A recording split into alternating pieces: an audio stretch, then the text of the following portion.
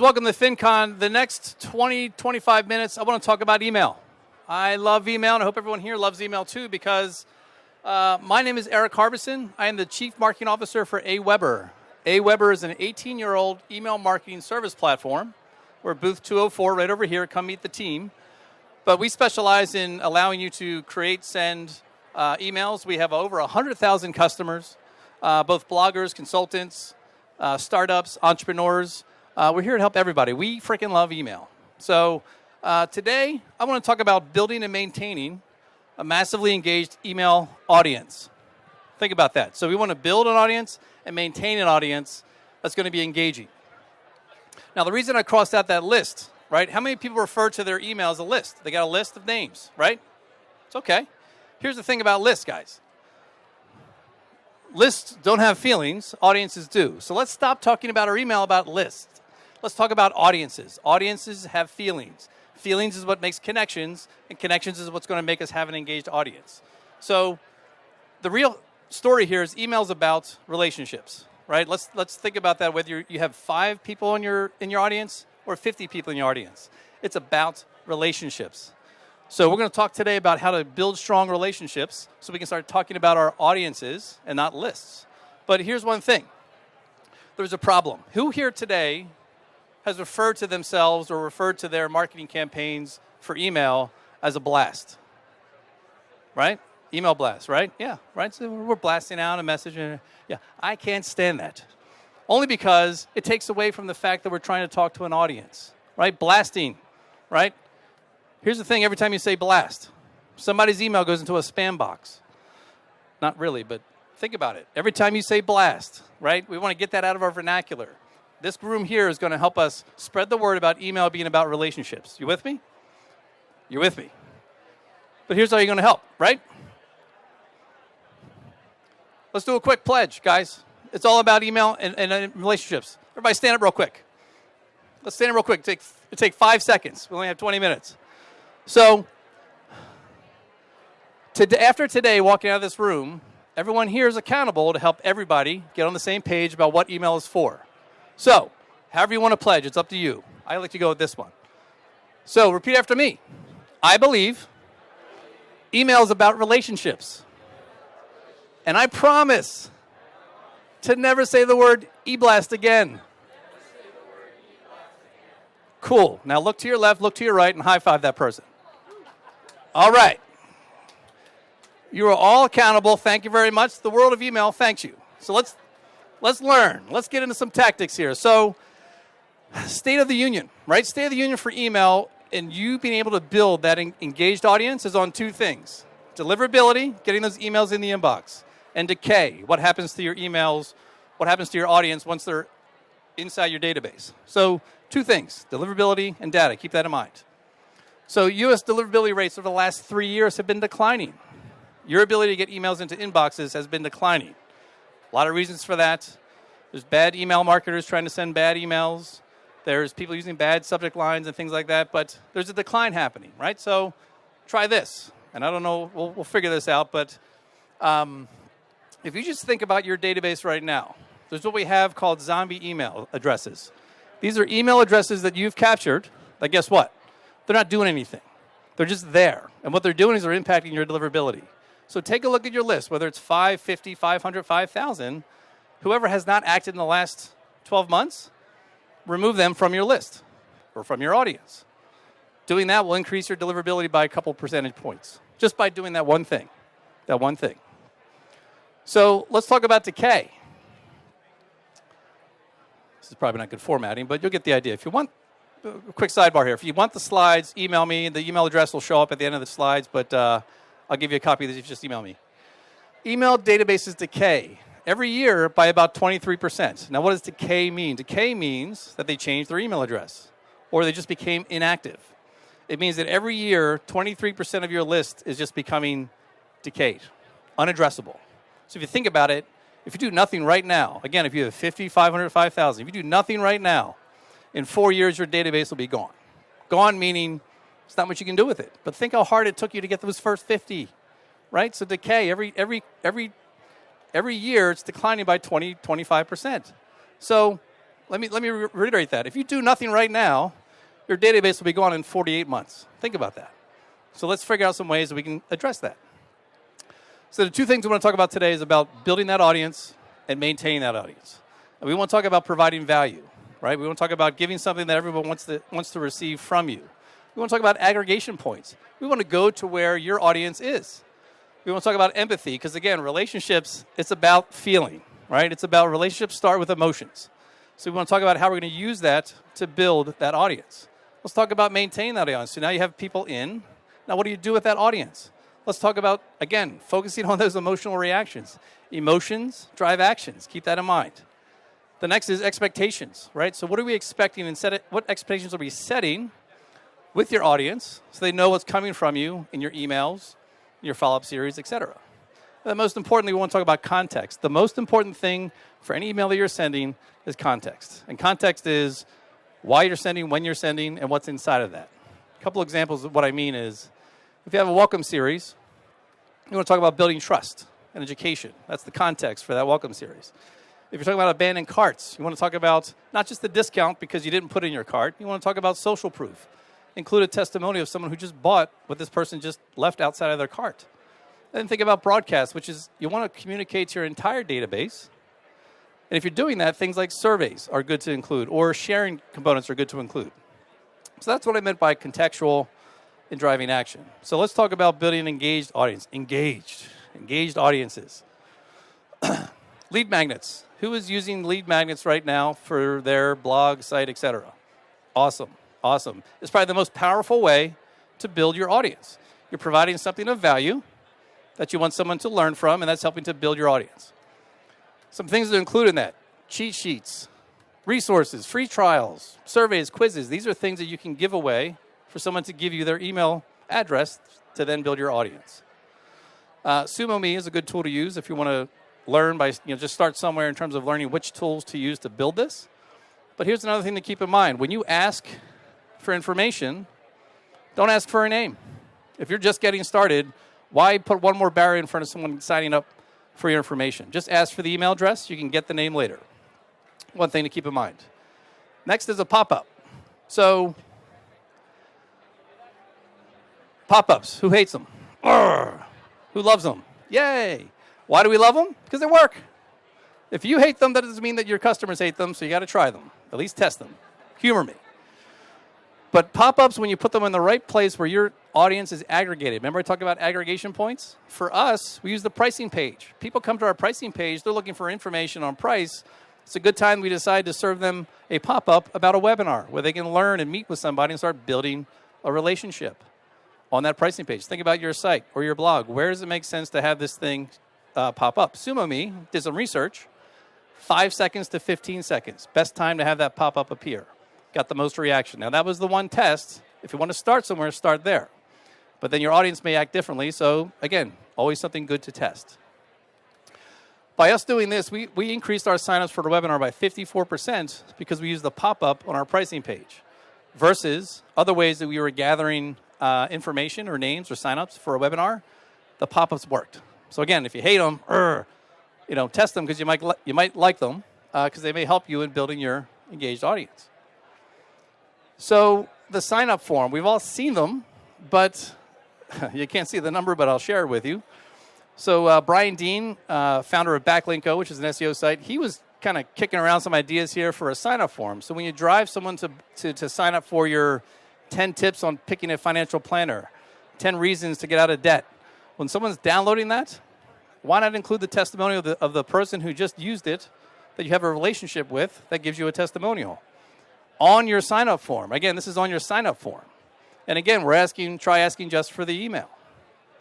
Here's the most fun when it comes to testing sign-up forms is that call to action button, right? Let's do this. How many times do you see that? Not very often. Get more, download now, snooze alert, right? Those are great, but let's try something fun, right? You guys have awesome stuff to give away, value to give away. Why not test it in your call to action like more awesomeness is here or let's dive right in? I mean, just think about that. If you're stuck on ideas, email me. I'll give you a couple. But play around with that because an extra 2% of converting because you use something that's quirky because of your audience, because you know your audience, could be huge in building that engaged audience. Social ads. So if you have a successful video series, you're using Instagram well, you have a product or service that lends itself well to Twitter, are you using these profile sections to put in your link to your valuable content? This is probably the most underutilized space, because if you have a following in these social networks, why not put your valuable information in front of them? So you can use a bit.ly link or something, but chances are if people are going to find you, they're going to find these social networks, and this is a great opportunity to get them to get to that funky sign-up form that you just created. If you have a video series, you can't see it really here, but it's annotations in YouTube. If you're using YouTube, there's an annotation you can set up that basically arrives during the video that someone can click to go sign up on your funky sign-up form. So again, socials, lead gen. Other things to consider here. Twitter, again, in your profile. If you use Twitter, anyone use a lead gen card yet in Twitter? Google Twitter lead gen card. You sign up for it. It'll say you need to pay for it, but here's the trick.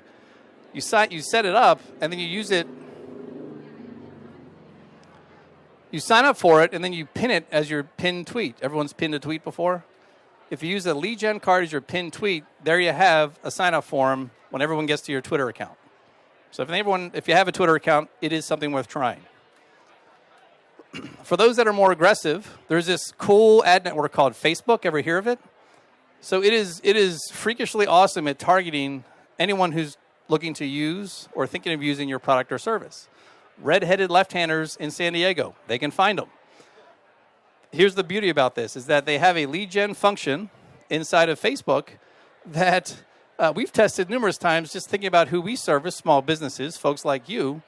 But the interest that you all have outside of finance, those are fun to play around with, because we're able to find and provide information in front of you for $1, $3 per lead. But when you think about it, to test, if you want to test inside of Facebook, who's live in Facebook testing ads in Facebook? A couple of you, right? If you have $20 in your pocket, you can test ads in Facebook. It doesn't take that much. There's probably a whole session we can do on Facebook ads, but just so you know, don't be afraid and think that it costs thousands and hundreds of dollars. $20 to test, to go find that audience that you guys have.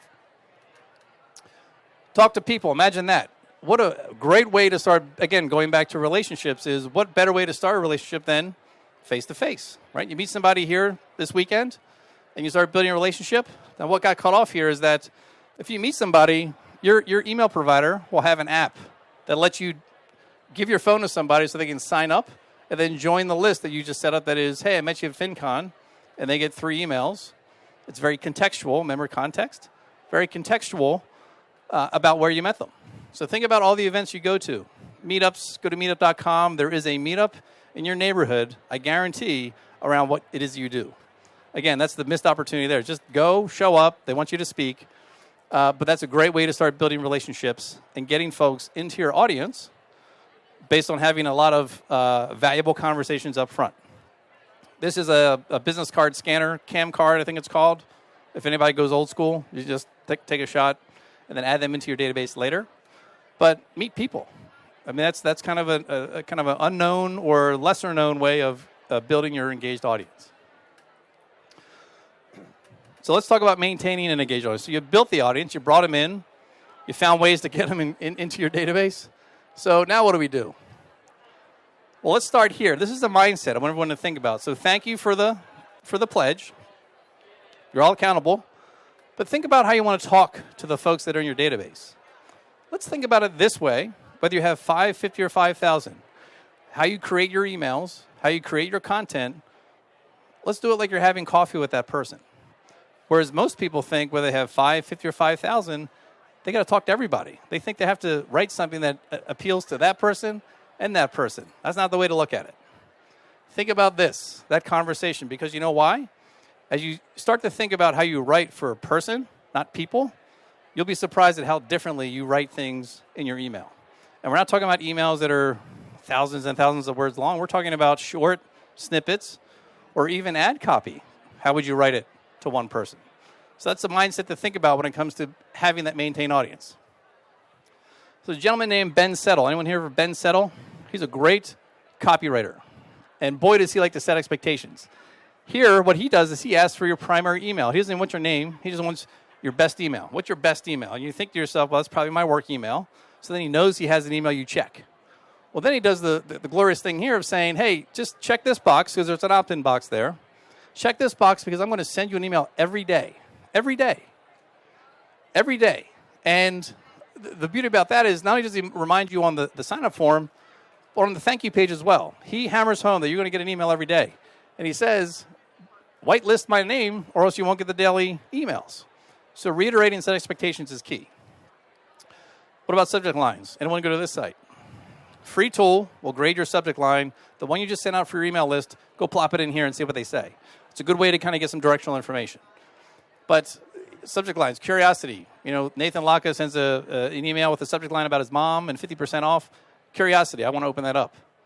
A question, scarcity. So Chris Ducker has an email that says, something's changing in 48 hours. I got to check that out. Try these for the emails that you're sending out to build that engagement. Make sure your from address is from a real person. Who has their company as their from address? Put a name in front of it if it's coming from you. If you're the sole owner of your business, put your name there. Your signature, if you're just starting out and you're trying to build that relationship, people interact when they see human faces. It makes them react differently. So why not put your signature at the bottom of your welcome email? I see a lot of people writing signatures or images. Try a picture because that'll generate a different feeling from your audience. Ask. A dialogue has two things. It's a dialogue, right? So ask your customers, ask your audience to reply to your email. What did you think of what I just sent you? Hit reply. If you go to your Gmail and you do a search for hit reply, look at all the newsletters you receive where someone asked you to hit reply. There's a reason they're doing that. A, to build an engaged audience. B, the signal that sends to the email clients, Hotmail, Gmail, Yahoo, etc., is that, hey, that email that came from John, somebody hit reply to that. We want to make sure that we send his emails more often, make sure they get delivered, back to deliverability. So don't be afraid. Your next email you send out, ask for a reply. Net Promoter Score. Companies like Delighted or Ask Nicely, easy to spin up a one-question email that you send out to your audience. And the best thing here is you're getting feedback. You're getting feedback if they're going to recommend you or not recommend you. And they may even give you some more feedback that you take to do something on to build that relationship. 30% response rate to respond here, but a 70% comment rate, not a bad thing, worth trying. Again, whether you have 50, 500, or 5,000. Try sending this email. Hey, you know what? Back to those zombies. Send an email to those folks that are inactive over 12 months and say, hey, we haven't heard from you in a while. We're trying to build a relationship back with you. So this is the build a relationship back email. It's asking them to do something, meaning click here if you still want to get our awesome content, or it's saying do nothing and we'll remove you so we don't decay. If you haven't sent this email and you have a database that's older than a year, now's your time. Do this next week. Because what it does is it kind of it brings those zombies back to life, and you can start another series to start building that relationship with them to get them back into whatever it is you want to get them into. So ask them to do something. Know this, an unsubscribe is better than a spam complaint, which is why you want to send that email. If you keep on sending that email and not giving them a choice, they're going to say this is spam, and then that's not good for you. So you'd rather have someone unsubscribe from your audience than have them click spam complaint. Just something to keep in mind. Sentiment. Wouldn't it be nice if you sent an email to somebody and you knew, not just that they clicked on it, but they liked it? So sentiment is something we've got a widget for at Aweber that lets us measure the sentiment of an image or a section inside of your email. So clicks and opens are good engagement metrics, but what if you knew that someone loved it? It's like sentiment is not just for social. It can be put inside your emails. So one thing that we had done at Aweber is we had tested a little surprise and delight to our customers. Thank you for voting us for Best ESP. We sent them an email that said, hey, thanks, and we included the sentiment widget at the bottom. And guess what? We sent one that was a flat image and sent one that was a GIF. And guess which one did better? This right here, this image, 34% increase in clicks because we had a GIF that tapped into feeling and emotion, and we let them show that by clicking that sentiment widget at the bottom. So think about your audience. Is there something like this you could send them just to surprise them because we're talking about relationships, feelings, emotions. Don't just send any GIF of a cat or something like that. Context, remember? Context that says, thanks, customers. You're awesome. And here's our customer support team going crazy for you. Try this. Everyone likes their name, right? Hey, Mike, Bill, Natalie, right? We respond when we hear our name. Why not, instead of putting it in the subject line, you put it in the body of your email? When's the last time, if you're reading something, you're lost in the third paragraph? If you're about to say something important down here, put that person's name at the head of that section. That will get their attention because when people see their name, they react. Emotions, feeling, building engaged audiences. Again, your emails are your emotional triggers, guys. That's what you want to leave here thinking is like, what can I do to send to get that emotional trigger inside the content of my email? So here's some takeaways. We're never going to say e-blast again, right? Right. Lists. They don't have feelings, guys. Audiences do. We're talking about audiences. And then master those forms. Come up with a crazy call to action idea on that instead of the download now. And if you find one that works, please email me. I'd love to know about it. Let's ask for some replies. Get that engagement. That reply is going to help you more than just getting feedback. It's going to help you with the email clients. It's going to increase and help your deliverability. And sentiment. If you're interested in learning more about sentiment, come see us over at our booth. We can give you a link that can let you download some of those hearts and smiley faces that we had shown in that email. And we have about 5 minutes for questions. Any questions? Does anyone ever play nice with WordPress comments? Email exchange, so like you've got subscribers with comments on your site. Can it be integrated into that? Does anyone ever play nice with WordPress comments? Yes, I believe we use it ourselves. We have our site is built on WordPress. So we have that in our blog. We do use the comments, the comment plugin from WordPress. So short answer, yes. Yes, I mean, with any plugin, you can do that, yes. Yep. Yep. Great question. The question was, I got a large list, a couple 100,000 people that have not heard from me in about a year. What do I do? What you don't do is you send to all of them. What I would do is see, what of the 100,000, which segment was the most active most recently, even if it was 3 months ago. Then I'd send some message that says, if you still want to get this information, click here. And let's worry about what they do first. Or you can do the same thing to like half of that audience and just see what sort of success you have in bringing them back from the dead. But you want to get opted in first. So the question you're asking them is like, do you still want to be getting this? And if you click yes, I'm going to start sending you stuff, set those expectations. So I'd say go at it in pieces. Any other questions? Any other questions? Yes.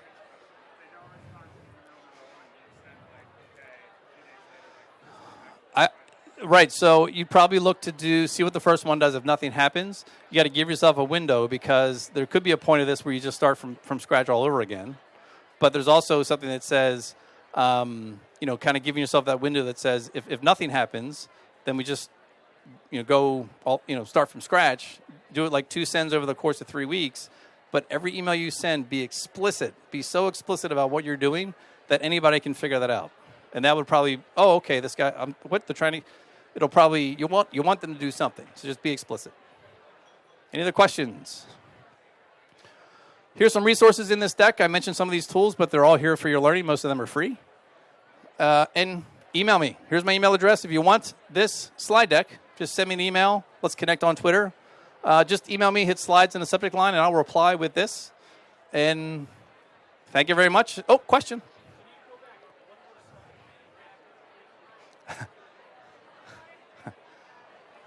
And 3, 2, 1. No, I'm just kidding. Just kidding. If you have any questions about these tools that you look at, email me. And I'll be happy to be a sounding board and give you any answers that you have. Or any questions, any answers to your questions. Anything else? Awesome. Thank you, guys. Oh, email.